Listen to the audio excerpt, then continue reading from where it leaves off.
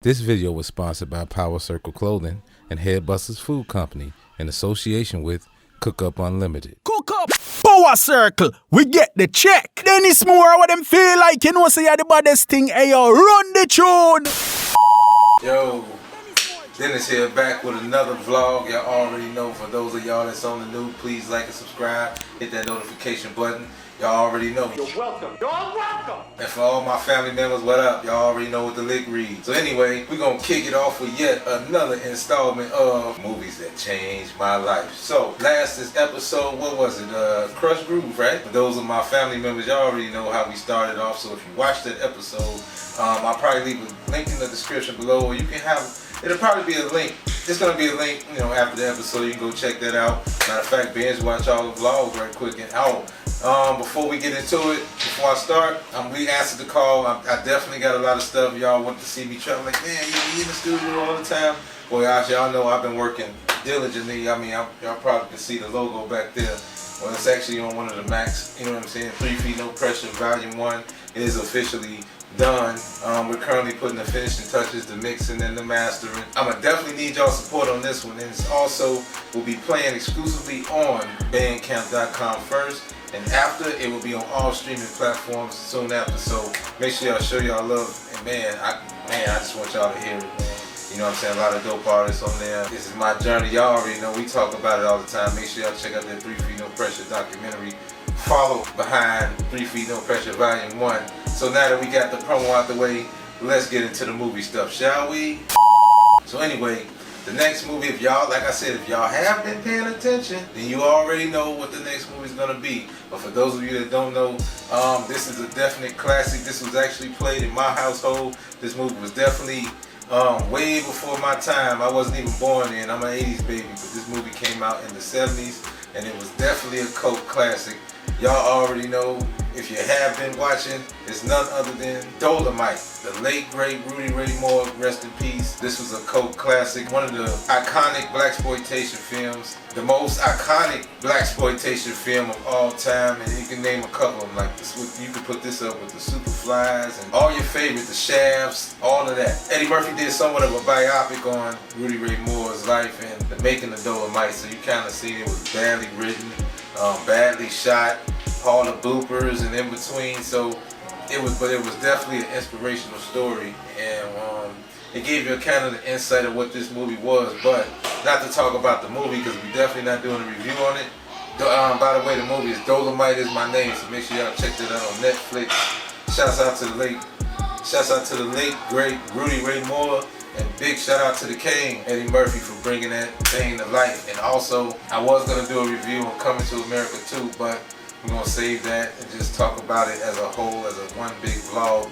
It doesn't really deserve a review because a lot of y'all was hating. So I kind of stayed away from that, you know what I'm saying? I just had to put that out there for all the peanut gallery out there. I know we ain't got the peanut gallery over here, but you know they going to come. But y'all, you know, y'all family, you know what I'm saying? And everybody on the new, y'all family too. Because like I said, you're welcome. You're all welcome. So anyway, back to this movie, Dolemite, right? So, y'all know how we do it when I do these stories, right? So, we're not necessarily focusing on the movie. You know what I'm saying? That's for the film critics. Y'all already know I just be beating your head with all the same. So this movie came out around about, what, 76, I want to say. But anyway, my pops, he introduced me to a lot of the movies. So back then, we used to watch a lot of kung fu movies. We used to watch a lot of blaxploitation movies and anything that was comedy. So at that time, man, we used to, at night, you know, I'm a little kid, and I used to be up all night, trying to stay up all night just watching movies. And I would, you know, like even I put my pops to sleep. I put anybody to sleep, and I'll still be going. Go here like this crazy VHS. You know, see a lot of you kids, see, all my shorties out there that don't know what a VHS is. I don't have a VHS cassette here, but if you look it up, you can know what a videotape looks like. Some of y'all old enough to know what it is. Some of y'all just know DVDs, you know what I'm saying? And then we don't even use DVDs like that. But anyway, so my pops had a crazy VHS cassette tape collection that was crazy. Come on, to the ceiling. So back then, you know, before the DVDs, and you know, this is pre-DVD era, so you had, and then he had DVDs like that too. But anyway, he had Dolemite. Back then, they used to have a little recordable VHS cassettes. I gotta explain this to the kids. So 80s babies don't, I gotta explain this to my younger audience. So kids, there used to be a time where, remember how I explained about the tapes? So if you watch albums that changed my life and you watch the 8-ball MJG episode, and it's not that I'm trying to plug it or anything, but just since you're over here, you can go ahead and watch it, right? So anyway, they had, just like how I explained the tape story about the tapes, how they used to put the tissue there, but you didn't have to do that with the VHS. But you did have recordable VHSs, and when you had them, it might have been like 2-3 hour tapes, so you can put about 2-3 movies on there. Sometimes you can squeeze 4. So Dolemite was one of those movies. So we got home, all the little roasting and all the little slick talking, y'all know the quotes, but we're not gonna get into that. But I thought this was one of the coolest movies ever. So Dolemite was definitely one of those movies I put up there that was definitely influential. Like I said, I was actually a kid growing up in the 80s. I actually grew up on Dolemite. Most people that grew up in the 70s talk about this movie. So my perspective is a lot different. Not only was it iconic, but it put me on to Rudy Ray Moore for the first time. I was introduced to him.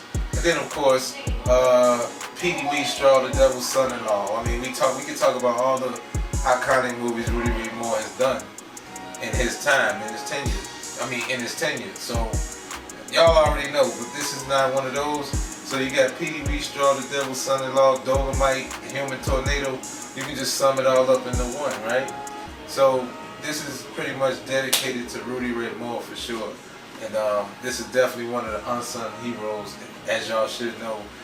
Like I said, you can watch Dolemite Is My Name, but that is just a small third of it. It's a lot of other things that's been said or whatever, but he's not here to tell his story, but the ones that love him, I'm pretty sure they're going to put that together the right way. So, with that being said, man, Dolemite was like the Bible to some of the people that, around, even like around the way, man. Like, my pops actually showed me that movie, then like later on down the line, like, when I started to understand life. And this is like, I want to say right around the time when I was about maybe 12 years old, maybe about 12 years old. That's when I kind of, quote unquote, I'm kind of giving it away, and I talk about this in the doc. And, jumping off the porch, you know what I'm saying, right around that time, kind of lost my grandma's. Just like any other kid knowing how to handle these things, you turn to other things, you know what I'm saying. I was a hothead, so to speak. I kind of turned, well, I ain't gonna say I was a hothead, but I was pretty rebellious in my own way, but I always, use my brain by still.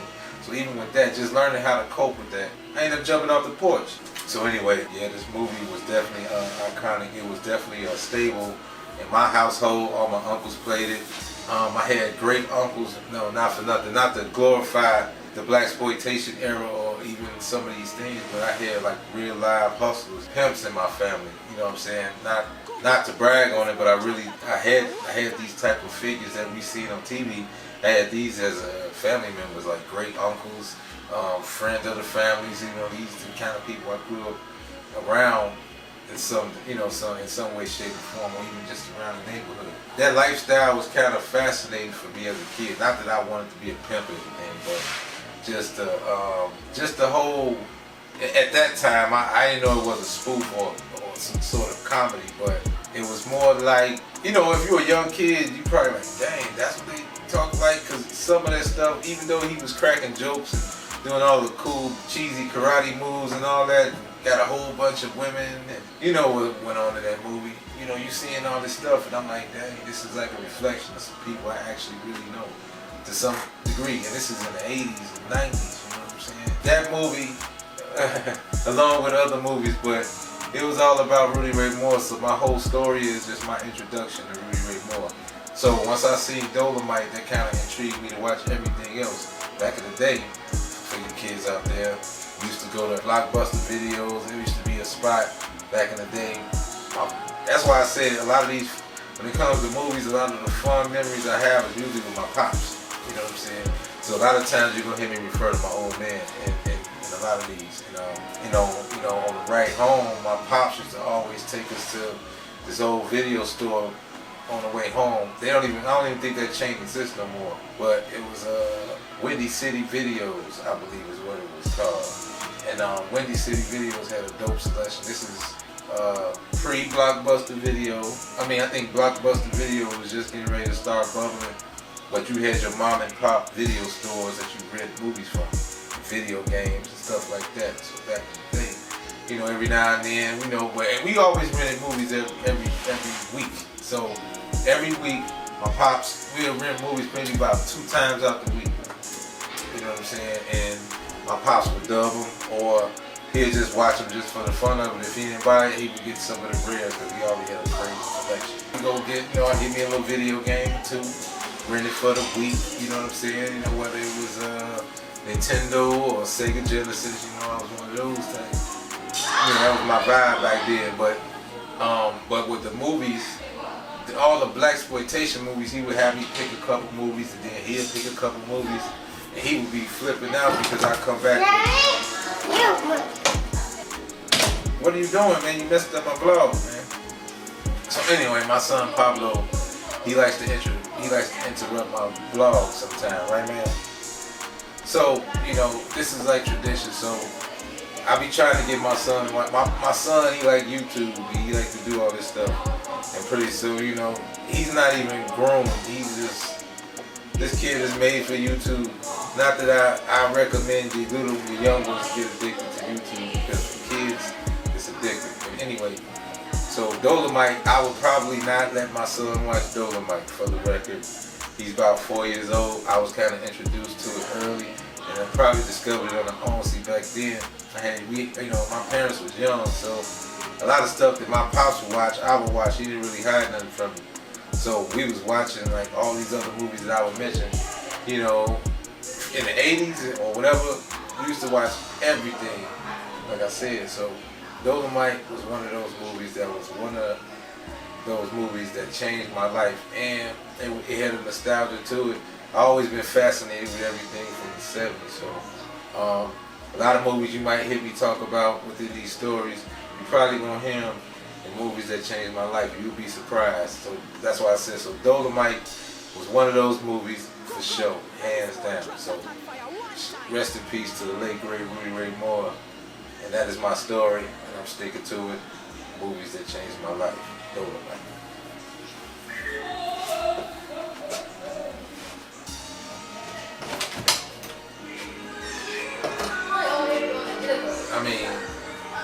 Talking about it was poetry in motion. It was like a hood superhero. That's what Rudy Ray Moore was. It's just from my perspective, and I'm not even trying to go into the scenes in the movie. I think by this time y'all kind of know the iconic scenes. You know, for those that grew up on Rudy Ray Moore, y'all kind of know him already. So for me to say it, this is just me paying homage to to a comedic genius, to one of them.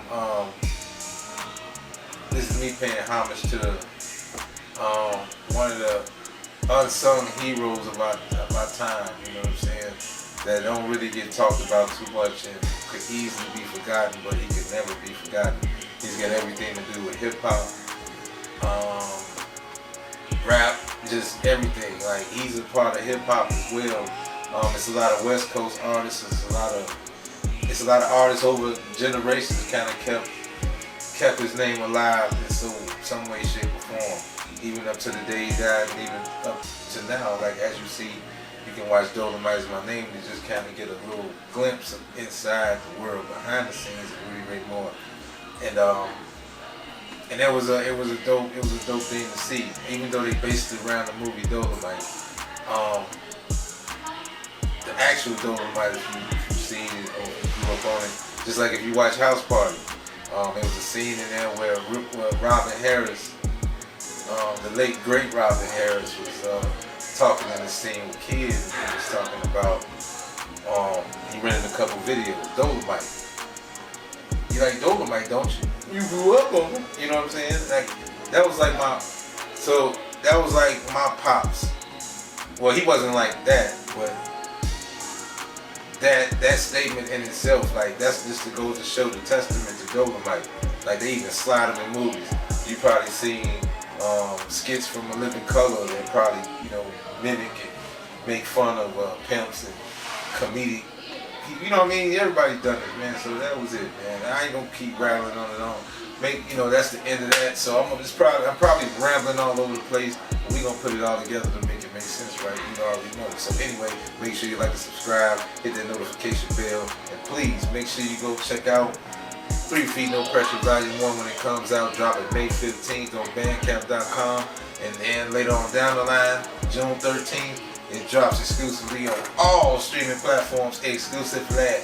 So, therefore, that's about it. That's all the time we got for today. I'm gonna get back to my editing. As you can see, all my little idle streams is going off.